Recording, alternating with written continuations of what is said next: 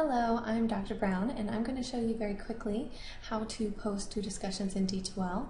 And this is not my class that I'm using for this particular example, but another instructor's class, but it is still within the Organizational Leadership Program at the U of A. So if you are curious as to what's going on this homepage, that's what's going on. All right, so let's go to discussions. And if you couldn't tell how I got there through communication and then found discussions. Sometimes this nav bar is different depending on who your instructor is, but just look around, you'll find the tool if it's in use in your class. Hopefully. You should if it's in any of our classes. So once you get in here, you can see all of the different discussions, and you can see that you can't access certain ones and things like that as well. So in this case, what we probably want to do as a student is post our leadership self-assessments here. So let's go ahead and do that. To do that, you would just click on it. So you're opening this topic, and then if you wanted to post to this, you would start a new thread. And then you can use this area, which is called an HTML editor, because you're actually writing code, but it hides it for you while you're writing it. So the fun part about the HTML editor is all the bells and whistles. All right. Clearly I'm not at my fastest at the moment, but all of these little icons do different things. Over here, this guy does too. It'll expand it. The things I don't recommend that you do is change like the font family and the size too much, just because if someone else is using a different kind of device to read their discussions, like screen readers for students with visual disabilities, that'll kind of mess with it. But any of the rest of these, go for it. Bolding, italics, underlining, using bullet points, using, creating different alignments. I thought there was a numbered list option, but oh, sorry, there is. Ordered list is your numbered list. Copying, pasting, all that exciting, fun stuff. This is an undo button. Sometimes copy and paste doesn't work if you're using Firefox. Good luck. You can always call 24/7 IT to have them help you put in a workaround. The insert stuff button will allow you to, oops, sorry, because I am an instructor pretending to be a student, I get different errors. But the insert stuff button will often allow you to put different things in there, like an embed code from YouTube if you wanted to share a video. The image button will let you put an image in. Just remember you can click on the corners of an image if you put one in and make it small enough to actually show up. Don't just put it full size. A lot of times, with the way photos are today, they're huge. That doesn't go so well.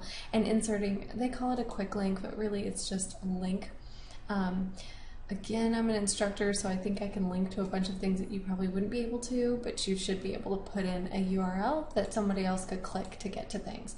The one thing you typically don't want to do unless your instructor has asked you to is to add attachments, because then every person has to download them to see anything that you posted. So usually we don't want to do that. You can also spell check.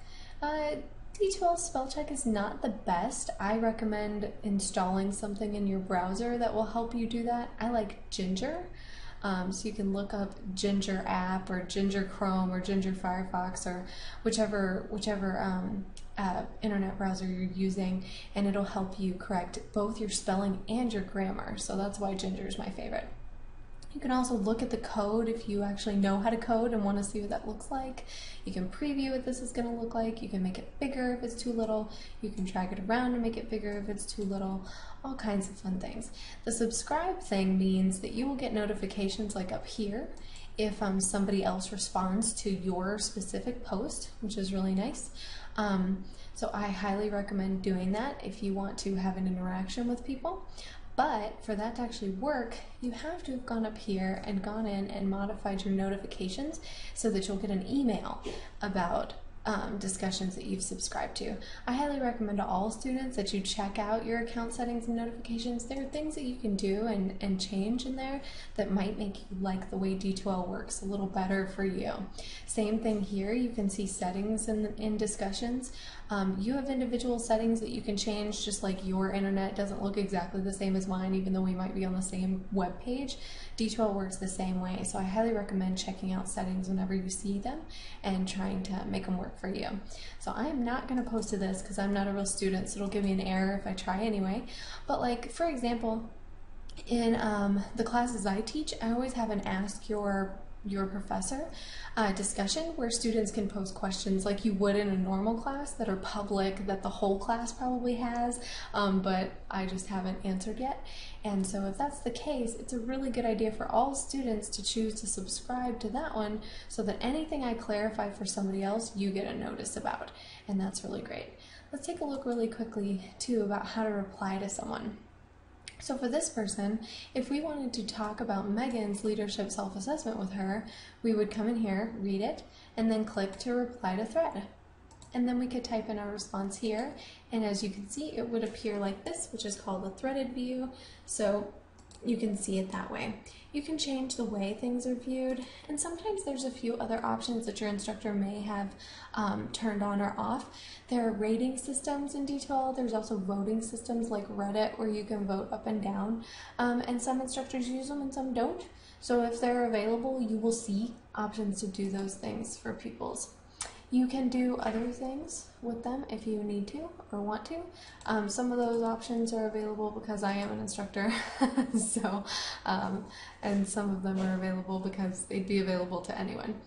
Don't forget there's always a million ways to do things in D2L, so you can click here to go to the next one if you want it, or you could click over here in your breadcrumbs to go back to the main part. You can sort it in different ways. There's a bunch of different ways to view things. So yeah, good luck with your discussions. Hopefully that helps you be very successful with them.